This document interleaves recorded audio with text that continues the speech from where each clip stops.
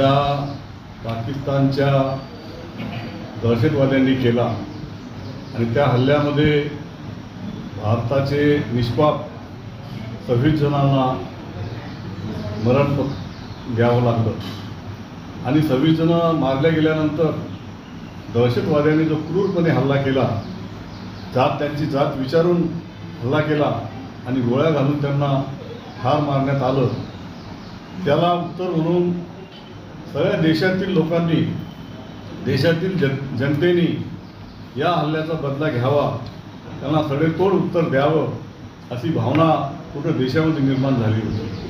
आणि त्यानुसार देशाचे पंतप्रधान नरेंद्र मोदी, त्याचप्रमाणे संरक्षण मंत्री राजनाथ सिंग, गृहमंत्री अमित शहा आणि सर्व मंत्रिमंडळाने निर्णय घेऊन दहशतवाद्यांना धडा शिकवण्यासाठी ऑपरेशन सिंदूर राबवण्यात आलं. आणि ऑपरेशन सिंदूर म्हणजे आमच्या महिलांचं कुंकू पुसण्याचं ज्यांनी काम केलं, तर त्यांच्या महिलांचं कुंकू पुसून त्यांना नेस्तनाबूत करण्याचा निर्णय सरकारने घेतला. आणि भारतीय सैन्याच्या 3ही पथकांनी त्याला सडेतोड उत्तर देऊन दहशतवाद्याचे पाकिस्तानमधील जवळपास 9 अड्डे हे उद्ध्वस्त केले आणि त्यांना जवळपास 150 ते 200 लोकांना त्या ठिकाणी मरण पत्करावं लागलं. म्हणून सडेतोड उत्तर दिलं भारतीय सैन्याने.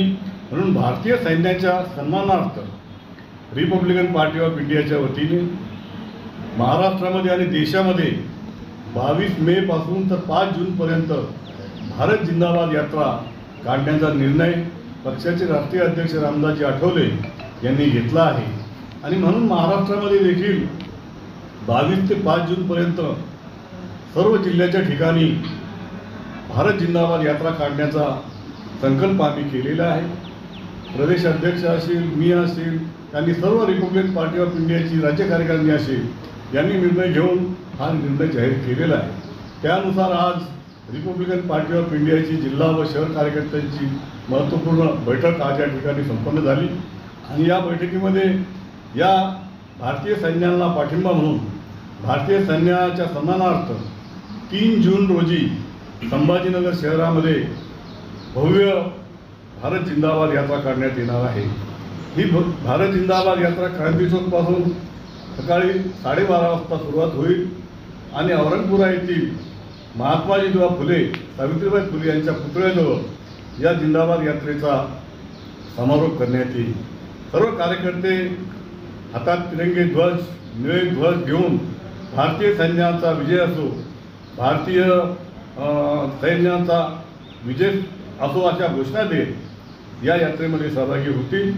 आणि बाबासाहेब आंबेडकरांनी दिलेली जी घटना आहे, ही घटनेच्या माध्यमातून हा देश कसा सुरक्षित राहील, या देशाच्या सुरक्षेसाठी आणि देशाच्या सन्मानासाठी, भारतीय सन्मानासाठी आम्ही देखील तयार आहोत. आमचा तुम्हाला सैन्याला पाठिंबा आहे.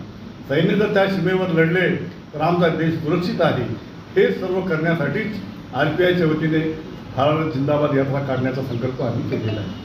इसी जंग के अंदर, जंग के दौरान सोफिया कुरैशी ने जो लीड किया था, उसके लिए एक आपत्तिजनक, एकदम घटिया और गंदा बयान जो तो BJP नेता का आया था, उस बयान को आपकी पार्टी और रामदास अठौड़े साहब किस तरीके से देखते हैं?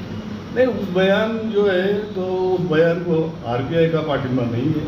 इस तरीके का बयान मंत्री ने देना नहीं चाहिए और निश्चित रूप से उस मंत्री पर कार्रवाई नरेंद्र मोदी करेंगे, ऐसा विश्वास है. Thank you sir.